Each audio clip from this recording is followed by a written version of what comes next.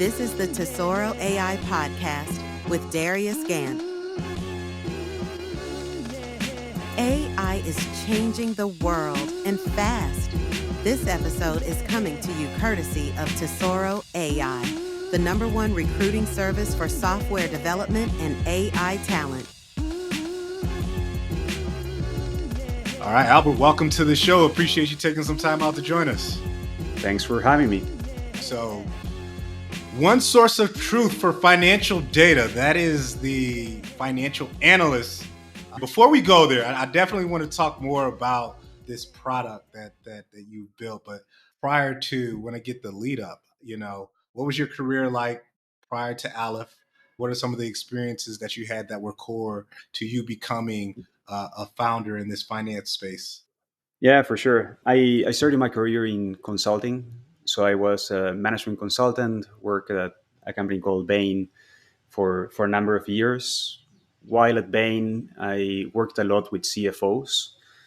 CFOs don't hire Bain to do what Aleph is doing today, but I was this young kid, early 20s, very good with spreadsheets. So they would pull me aside and they would ask me, hey, can you help on this side project? And I think that was my first exposure to what CFOs do and some of the problems that they have.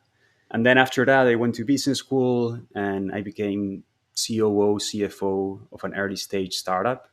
So now I was, owning finance, leading finance myself. And my approach to finance was always, this, heavy spreadsheet user, as I was saying, but I'm also technical. So I would code scripts and Python and Visual Basic and hack spreadsheets together in a few different ways. And I think it was from that experience that, the idea from Aleph came to be, is this, these hacky spreadsheets that I, mesh together with some scripts and code.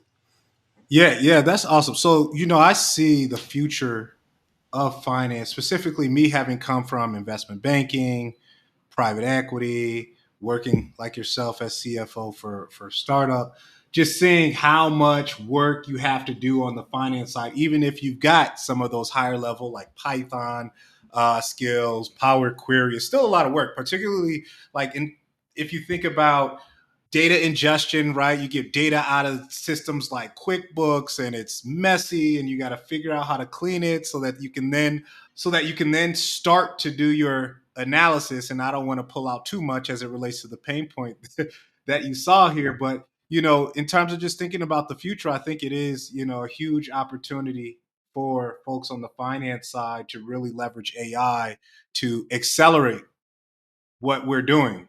Right. And so it's not just, using the tool of like a Microsoft Excel, or for those who use Google Sheets, is how do we then begin to leverage AI? But getting back to Aleph, would love to talk more about the specific pain point you saw where you said, you know what, let's create a platform leveraging AI to solve this particular thing. Yeah. So I think going back to a bit of what you were saying regarding like solving this with like Power Query and other alternatives, I think the way I saw it, and I still see it today, is there's thousands of finance professionals out there that are doing some sort of the same process of figuring out a way of like taking data from the systems that they want, put it somewhere, cleaning that data and getting it ready for analysis, resolving discrepancies, version control. There's all of these things that those are the ones that I hacked together with my scripts, back then when I had control, and that like people are solving over and over. So I think there's this idea of your QuickBooks instance doesn't look too different from the other company. So the work that, it doesn't make sense for you to reinvent the wheel every time you do one of these processes. It does make sense to have someone, and we think that we are that someone, and we're that company, to just solve it once and for all, and then have everyone be able to leverage that and then move faster and like work on the things that matter, as opposed to the 80% of finance work that is like low value added activities. So I think that's we see ourselves as a finance platform, but also as a data platform. And it's solving once and in a centralized way what everyone is trying to do manually and like in their own way, if not.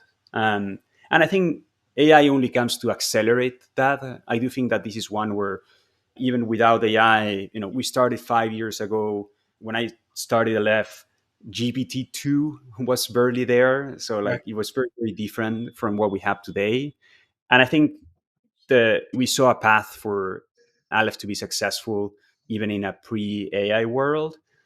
I think like AI there's a lot of places where it's actually transforming it, and we can go a bit more into Hmm. that. Hmm. But like for some of these basic workflow, what it's doing is it's accelerating it, tenfold. And things that before, for us setting up an integration used to take like, couple of days, now it takes hours or minutes, Hmm. and like every part of the process is just like accelerating increasingly, surprising rate. Yeah, I mean, there are a million different places in the workflow where, finance professionals are like, look, if you could solve this for me, I would love you so much, right? I remember training, is at one of the top private equity firms, just training their analysts and associates on due diligence and financial modeling. Part of the training is dirty data, right? And so how do you use formulas to then get your data set to a point where then you can run analysis on it? That might take, a whole day on a nice day for you to get to that point, right? And so that's just one example. I'm sure there are many. I want to kind of talk about, as we think about Aleph, in the suite of workflow that could be improved with technology. Where specifically are you kind of planting your flag? And I think like in all of them, and I think that's part of the hot take. Okay. So like I think part of the hot take, and especially when it comes with AI, is that point solutions will never be as effective as an overall platform. And an example of that is, let's take a very common process that like every finance people do, that is variance analysis. You want to understand why you're spending more on software than like the prior month, and you Mm-hmm. want to make sense of that and explain it to management, explain to your business partners. There could be an AI point solution that helps with that specifically. But I think like the difference between that and a platform that like has all of your data and does that end to end is, we connect to your QuickBooks or NetSuite. Mm-hmm. We have a first layer of AI that is like data cleaning. So Mm. one of the biggest pain points there is like vendor level data, which is very Yeah. messy. Some people Duplicate have like the names. vendor, yeah, duplicate names, credit card transactions where like the vendor is date, some like ID, then the vendor name, and then something else. So that's where like typically first like AI first touches on the workflow, right? Of okay, let's clean that data, let's get like accurate vendor names. And then you can have like a second workflow and second part, a second, today of course like agents are what's in Mm-hmm. vogue and very top of mind. So you can have a second agent that does the variance analysis, but like that variance analysis is so much better because a prior agent did the data cleaning and prepared the vendor names clean. And I think that idea of having multiple agents at different parts of the workflow doing independent work, but making the work of the other agent better and more efficient. I think like that's the part that is very powerful. So it's harder on us because we Yeah. need to we need to write a lot of code. But I do believe, and like I do strongly believe that the answer needs to be an like end-to-end platform, Mm-hmm. because if not, you don't have those those effects of the work of one agent making the next one better. Yeah, and you mentioned version control. I know that's a huge issue simply because models just get shared. Maybe it's let well. Actually, if you're using Google Sheets, that is a bigger issue because people can hop into the Google Sheets and make changes. Right? Maybe you can go back and click a previous version, but there's still so much work that is done across the entirety of the spreadsheet. You may not see it. On the part of Excel, right? You're saving different instances of Excel, you're sharing different instances of Excel. How do we merge in all the changes? How are you approaching version control? Yeah. So I think like everything that happened, there's two parts for us in the way that I would break down the problem. Mm-hmm. And both are important, but they're solved in a slightly different way. One is version control when it comes to the data, and Right. what's my plan, right? Like one, there's a like something that I hear a lot when, especially people that buy like legacy software, is I'm barely using this software, but the one thing that I like about it is that my plan is there, and there's one version that is like locked and saved that no one can touch. So that's like a very important and a very central pain that like finance people have, and that's where the rest of the world has an answer for that already. And like there's this trend of the modern data stack, and people using data warehouses and leveraging some of the native capabilities that data warehouses have.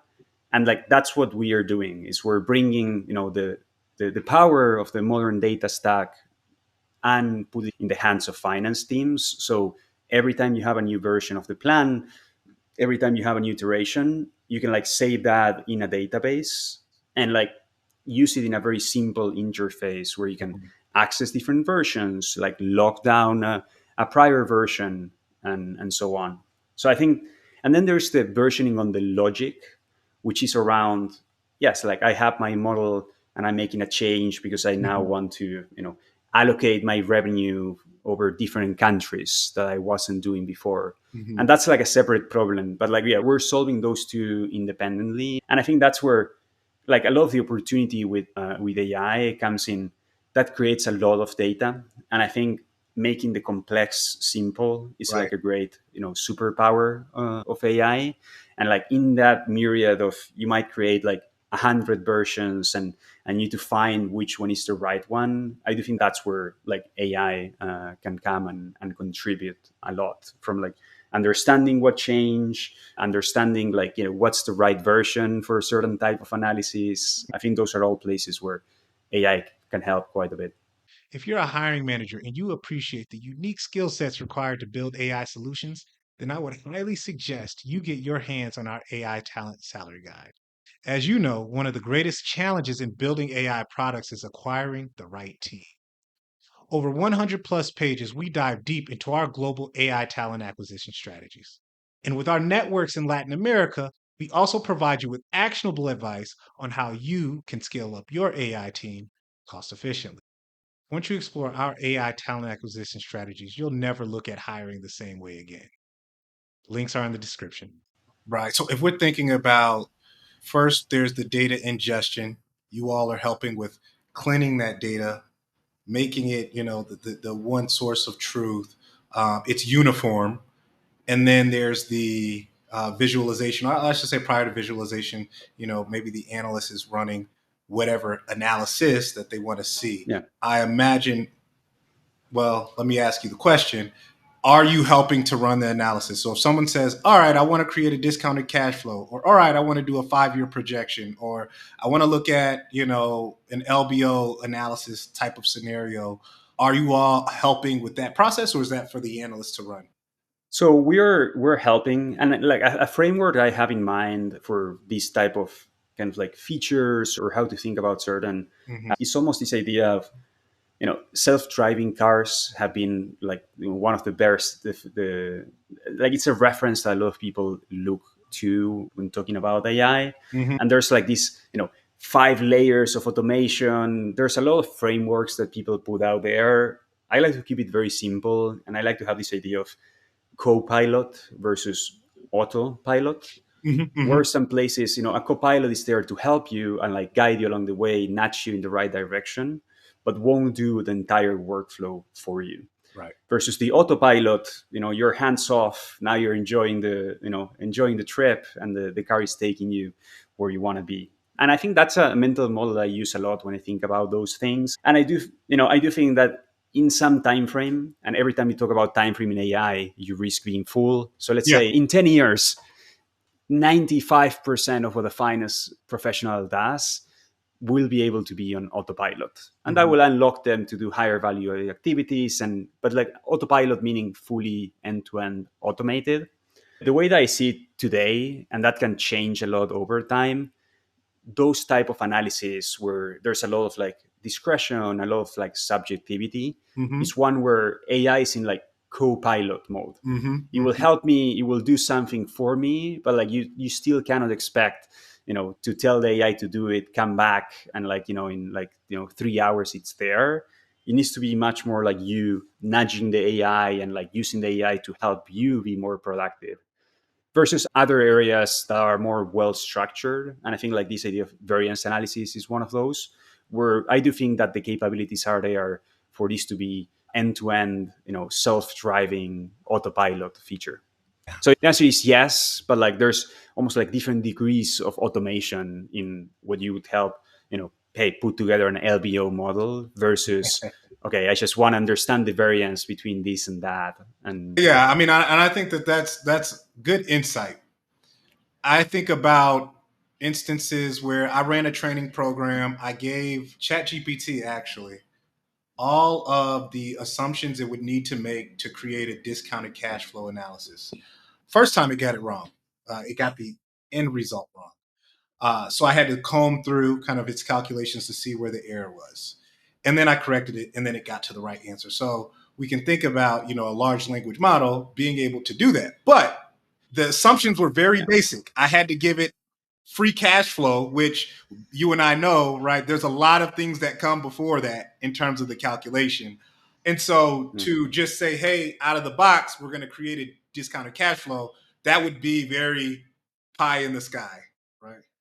yeah. And again, like if there's one thing is we've been surprised by the fastest the pace at which all this is changing. Mm-hmm. So maybe we're here talking about this, and by the time that this podcast gets out, like GPT-5 is out there and we're Right. looking like fools.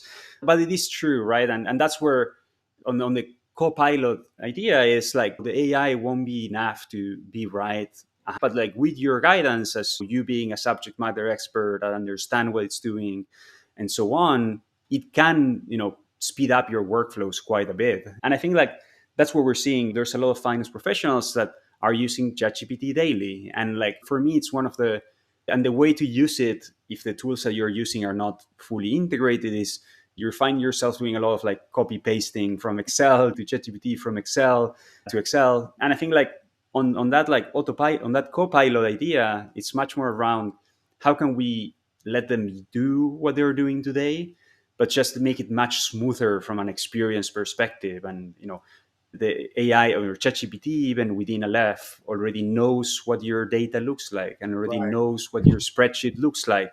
And adding that layer of, we're maybe adding less value there, but like the value of like a better user experience where you're not like copy pasting, it is massive.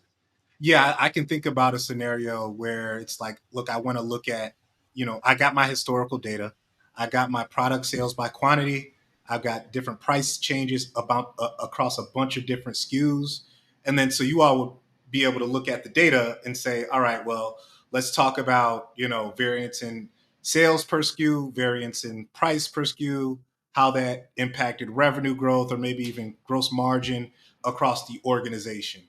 Is that some type of data we would be able to visualize?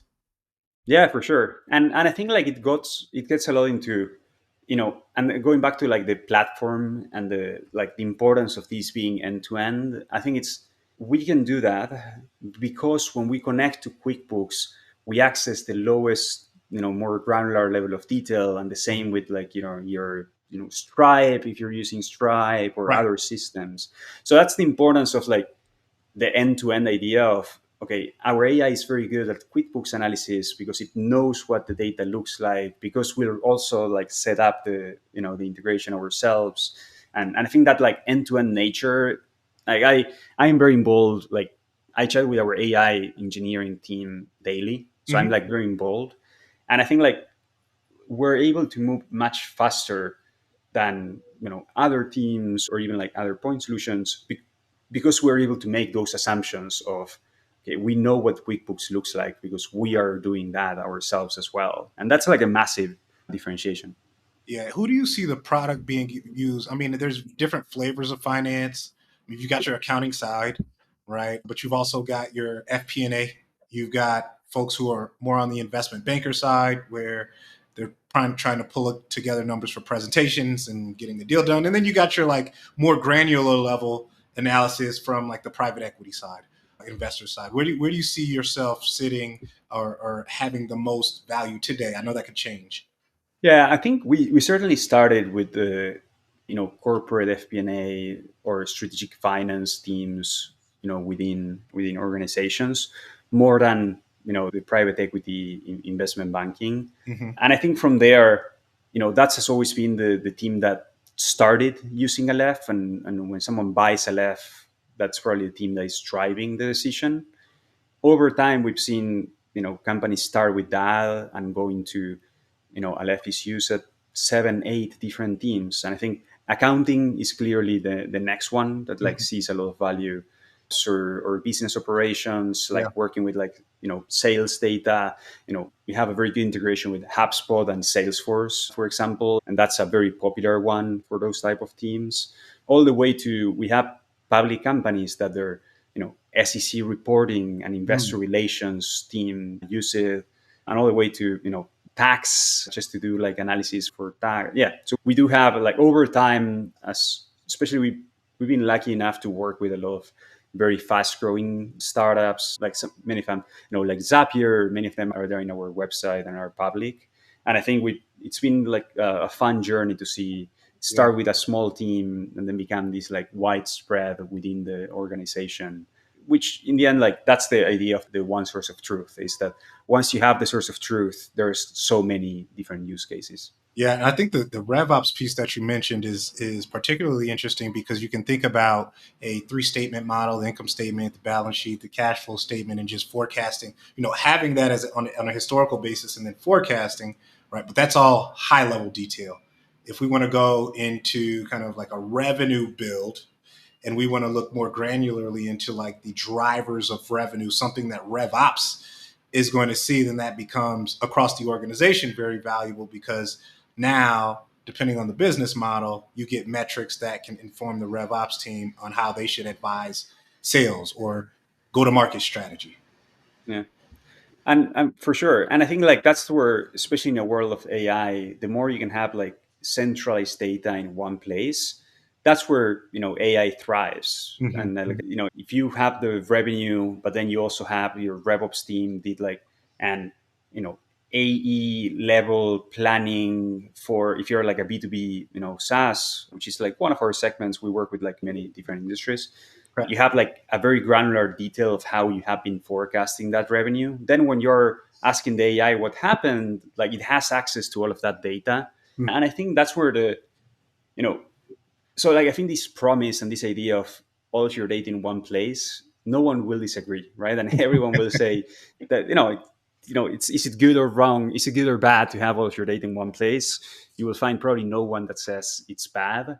And I think like part of our secret plan is how can you make the tool so easy to use and like so Mm-hmm. easy to adopt, then people want to proactively. It doesn't need to be your boss telling you, hey, we want the left to be a source of truth for AI to work, therefore you must use it.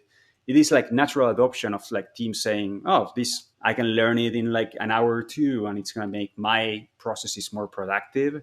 And then like that fits the secret master plan of all data in one place. But it's like bottoms up adoption. It's not like, doesn't need to be a top down mandate. Right. And I do want to get into engagement with the platform because what you mentioned is true. For the most part, folks are either very used to Excel, or maybe like the new wave is to try finance in Google Sheets. I hate Google Sheets, by the way. Hopefully, Google Yeah. doesn't take offense to that, but We can make an entire podcast episode about that. many Yeah. issues. But before we go there, though, I do want to know and understand more about what part of this is what's the magic sauce AI is bringing to the equation. How is it improving the user experience, ability to analyze, time to completion? So I think there's always the making processes faster and better, and like something that you would do manually in like 2 hours, now AI does it in like 2 minutes. Hmm. Hmm. And then you have like multiple AI be doing things in simultaneously. So I think that's again across the board perform like efficiency improvements. That's very important. For me, the most interesting use cases, though, are where AI lets you do something that it's so complicated that you wouldn't do before. Okay. And going back to an example that is very relatable that I mentioned before, this idea of vendor, like messy vendor Hmm. data. We have a lot of customers that come to us, and their initial state is, we talked, one of the things that we offer, right, is we have a few nice templates for vendor level planning. You meet with your head of engineering. These are the 20 things that they are spending on, and you can work with them to like figure out line by line, like with some of the AI assistants. But in the end, there's part of the conversation of forecasting that. There's a lot of teams that come to us and say, we would like to do that, but we actually don't do it today. Hmm. And we don't do it because our actuals and our NetSuite QuickBooks data is so messy that like we have no baseline, and we're just like, there's nothing worse in forecasting that like forecasting with like a bad baseline, so you, Right. you don't know what you're comparing against. And so I think that's where, and they are like, yeah, and it will take us 2 weeks to just clean up our data. We just don't have the time to spend 2 weeks on a project like cleaning up that vendor data. And this is where, okay, AI cleans your data overnight. You still need to probably give some feedback. There's things that won't work out of the box, but like that's 95% of the job.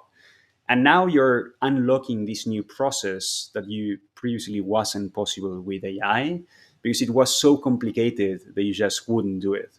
And I think those are examples that we're seeing like in a few different workflows now, of like, which I think is much more impactful, because it's Hmm. not making something that is like a 7 out of 10, a 9, or a 10 out of 10. It is like enabling net new workflows that people weren't able to do before. Right. And so is this, when you say clean the data from a vendor perspective, is it actually going into QuickBooks and changing vendor names, or is it taking all of the however many vendor names they have, and then in the instance of Aleph, you can visualize those as like a single vendor, a unique vendor name? Yeah, it is. So I think that's something that we are, always discussing, and where we want to change the source systems. Hmm. And I think like today, just for like traceability, Mm. we're choosing not to.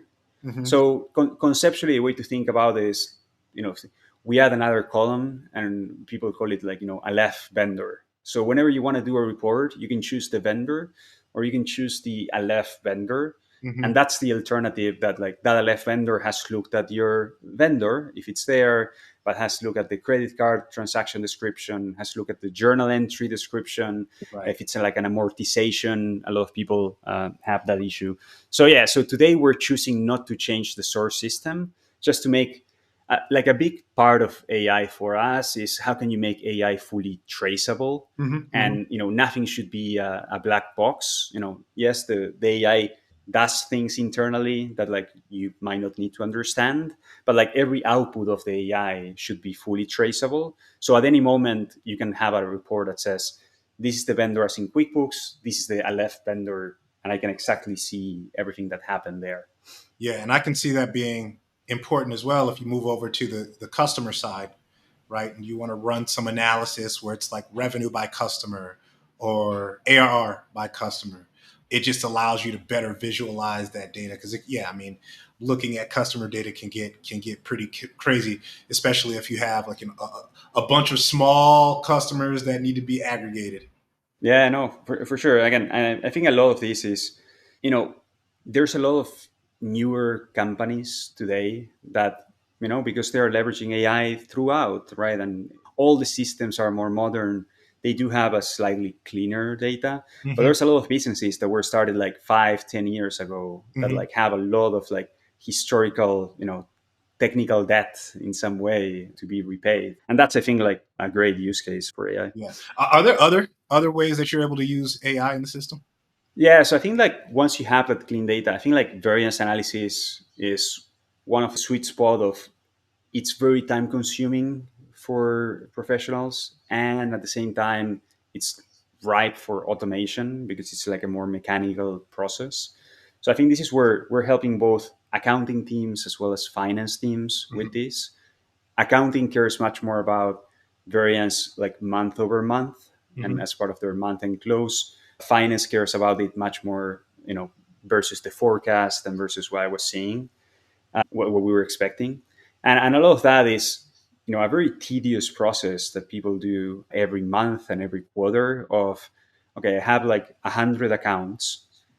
There, I have some materiality threshold of I want to look at things that are over 50K Mm, and 10% month for month variance. And I see that software is up by 20% and 70K.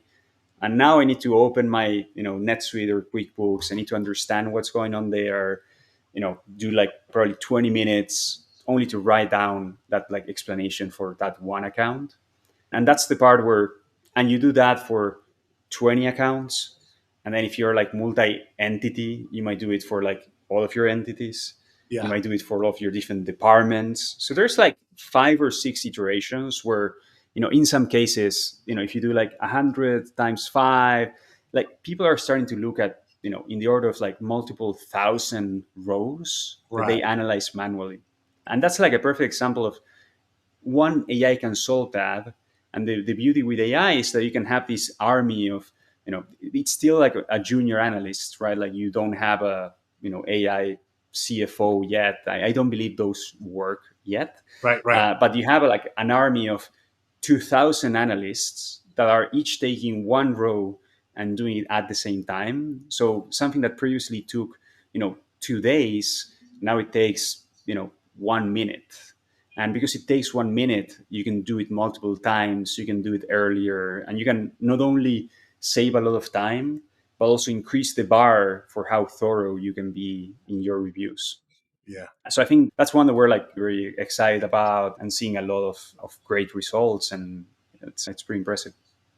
I can imagine some of the pushback as it relates to leveraging AI with finance is the need for accuracy, right? Yeah, And relative to using AI for consumer purposes, I mean, if ChatGPT hallucinates when I'm asking it for how to construct an email, that's one thing. If the AI hallucinates or gets something wrong when I'm trying to calculate my burn rate as a startup, right, that has much more dire implications. for sure. What's so when you get that pushback, kind of how do you help folks get over them? How should folks be thinking about AI's ability to be accurate in the context of finance and modeling? Yeah, and I think that's in the way that it's implemented. And I think, as I was saying before, like traceability is like a Hmm. very important aspect. So when you let's take a very simple example of, what has been my revenue over time. Hmm. Like I want to answer that question. Like you have a way of doing it without AI in Aleph. It takes you probably 5 clicks. That's on the easier side of analysis, but you get something that you can build it yourself. When we do workflows with AI, we don't say, okay, now you have that, the question, and then your answer is like 100. Hmm. What we do is the AI does the same steps that you would do. It just does it faster. It Hmm. does it for you. But like the end result is that same thing that you can like click into. You can understand everything the AI did. So like the AI is building the report. The AI Hmm. is not straight away answering. And I think that intermediate step of like the AI is putting together the report is the part that you can compare it to you're managing a junior analyst. You ask them to go put together a report before going and presenting that to the board. If they're a junior analyst, you will double check, you will do a few spot checks of the Hmm. data, like of the report being correctly put together. So think about AI in the same way. AI is this junior analyst that will, in the case of Aleph and again, other tools that are building this the right way, it's like something that you can fully trace and like fully understand what's going on, the same way that you can see the output of a junior analyst. Yeah. So the way I'm thinking about it is, can I audit this, right? If I have a junior analyst and I say, hey, I need to look at recurring revenue on a monthly basis, and I notice that maybe 1 month recurring revenue falls off, and then I can kind of dig in and see inside of the formulas, is there something missing here? Or did we not include a contract? Is there a way, you mentioned traceability. I'm curious what that looks like from a review perspective. can I dig in and see like, okay, something looks off. So let me dig in and see what might be an error here. Yeah, so you can do that 100%. And I think that's where the evolution of that, and this is the part that becomes a bit more like dystopian Mhm. of today, we can use AI to generate it, and then you can audit it the same way that you would audit, an analyst yourself, Mhm. and it's fully auditable.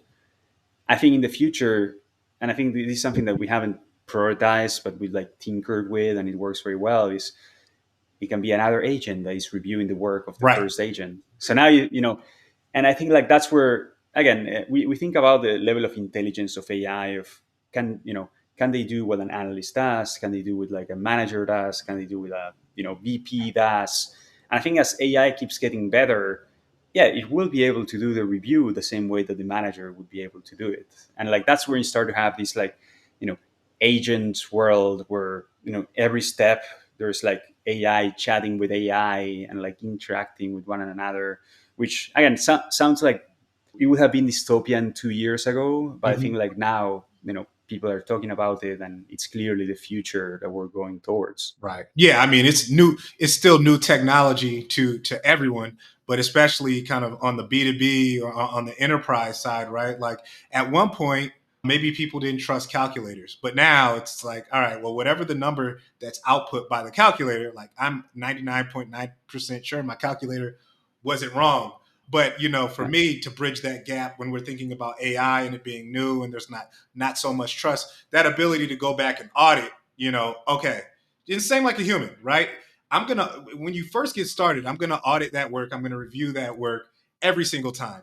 But after, the yeah, thousandth time I've seen that it's correct, it's probably not worth my effort to go back and audit. I can then be yeah, able to trust the output. yeah, 100%. Yeah, awesome. Awesome. Now, in terms of building an AI specifically for finance, right? I think about like as you're training maybe train algorithms on this type of data. I mean, obviously you spent time in the space, but as you think about your engineers, did it require some level of subject matter expertise within finance to effectively get the outright output from AI? I think it definitely does, right? And I love the conversations that I have with our engineers is, explaining what an amortization schedule looks like, and why people are doing like, prepaid amortizations, and like that, that's a hard problem on variance analysis because there's like prepaids and reverse. So it's certainly necessary. And I think as in any domain, like you need to deeply understand the customer to make good progress. It's Hmm. not something that we look for specifically when building a team. And I do think that we're, very much in the camp of hiring for slope, not for intercept, and hiring for people that, can learn fast, that are curious, that want, to learn about this, and, they get posed with a problem and they obsess over it until Yeah. they solve it. And I think that's more, you know, and again, especially with we, I think AI is very embedded into our product, and Hmm. it's the core of our product strategy and so on. But we also do believe a lot in being an AI company is not about your product; it's also about the way that you work internally and the way you behave. And I do think that's one area where ChatGPT is good at being your accounting tutor Right. Right. and helping you learn about AI, about accounting. So that's the part where if you have the willingness to learn and have the curiosity, knowing facts, I think it's like no longer as important Yeah. today.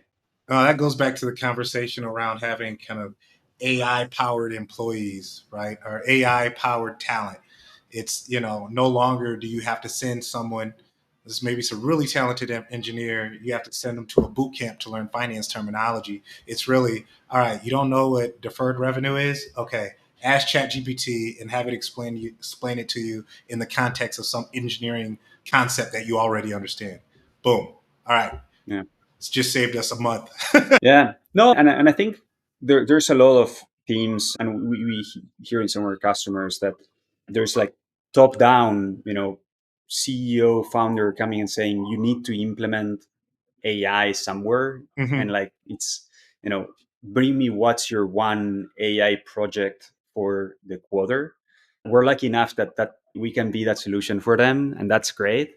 But I do think that the way that I'm approaching it, as a CEO myself, and what I want to show in the team, is more of a, I shouldn't need to tell you that you need to use it. It's, I think about them in the context of, Aleph team members, and that's very important. But this is going to change the way that your career will look like, right? Like the leveraging AI effectively in your own roles, be it in go-to-market, being in engineering, being in finance, might change the trajectory of your career. And I think there is today people that are like leveraging and embracing AI fully, that are like 10x more productive than people that are not. And it is the best for us, of course, as a company, but it is the best for their individual careers as well. So it's, and we want to give them the tools. We want to, give them the help to anyone that wants to learn more within the team.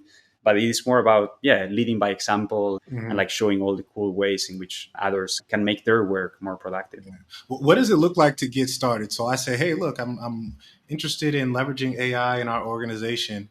I've got an analyst who manages our FP&A. I review, but we're in Excel right now. What's our starting points? Yeah, so I think there's a lot about FP&A means a lot of things, and different teams have different priorities. And I think one of the main insights that we had, like building the software early on, is that you need to build in a very modular way. And one of the main pitfalls that I saw in legacy software is this idea of, unless you go on a 6-month implementation and you implement everything perfectly, you can get no value out of the product. So a big important part for us is, hey, do you care about this vendor level planning that I was telling you about? Or that's not really a priority, but you have a board deck that you put together every month, or every quarter, that is very time consuming. So there's a lot about like understanding the priorities and understanding like what's more important. And I think once that's there, that's the part where, implementing it is the easy part today. And, like a workflow of, just telling you that, like example that I've been using of the vendor planning, you can connect your QuickBooks account to Aleph in 1 minute. You can set up like the vendor matching and some other data cleaning to happen, overnight. Sometimes it takes like 5 minutes, sometimes you get like 30 minutes, but like overnight. Then you use some of the templates, which you have AI to like customize the templates to get started.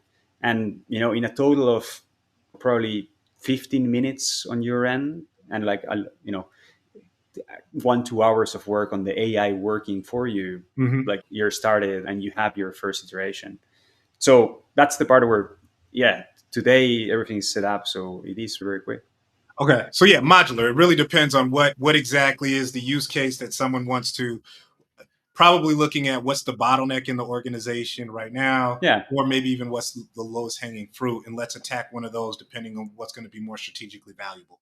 Yeah, and like again, legacy tools, I always think about almost like a chart of like value over time. In like a legacy tool, this is like you get zero value for like 6-9 months, and then I finish my implementation, I start getting value.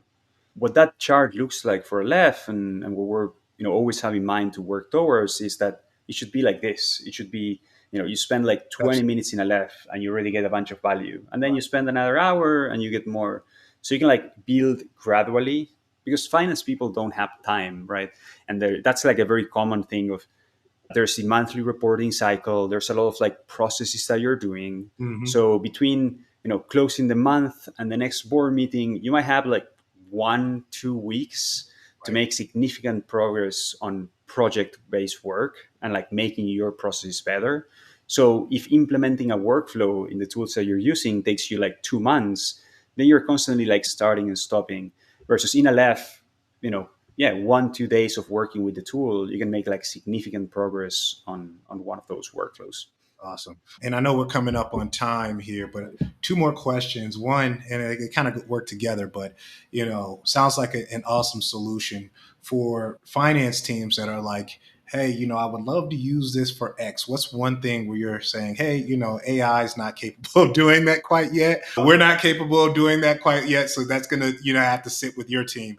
And then the other side of the question is, what can we look forward to from Aleph as we're just starting out 2025. So what's Yeah. out there? What do you want to announce? Yeah, no, I think on the first one, the part where I think we're not there quite yet is building complex what if scenarios. So that's one example of like, hey, I want to put together, for the board, three scenarios of like high growth, low growth. I think the co-pilot aspect of like you brainstorming with ChatGPT is great, Mm-hmm. but like I don't know if I would, present to the board a scenario that is fully built by ChatGPT yet. So I Mm-hmm. think that idea of, I'm going to do one click. I think that's, yeah. There's a lot of things that we need to have on autopilot before those Right. things make sense. And I think it's again, you can have help from the AI, but like that's where you should, as a finance professional, spend your time. That's the part that you know you will add a lot of value now. And I think in terms of announcements, I think one of the things is if you go to our website today, we're barely even talking about AI, and I think we purposefully kept, but like more than half our engineering team today is working on AI and has been for the last like almost year.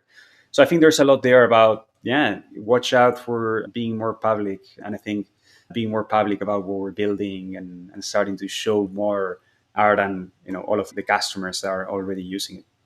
Yeah, awesome, awesome. I think this is an interesting space.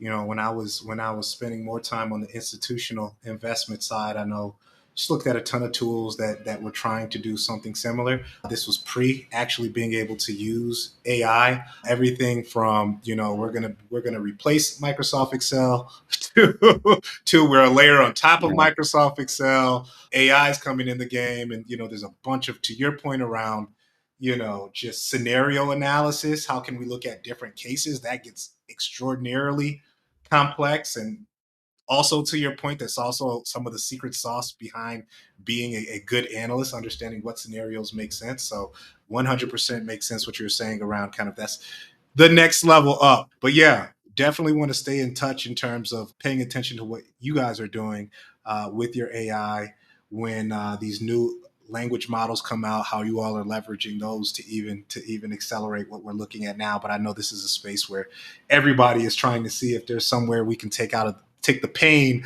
out of the finance. The last thing is for folks who want to kind of look at a demo, join the team, put some capital in. Where would you send them to contact you or the team? We're likely to not need capital, at least in the short term. But if you want to get a demo, see the product, getaleph.com is our website. You can sign up there. We also have a careers page. But if you're listening to this, you can also ping me personally on like LinkedIn, Twitter.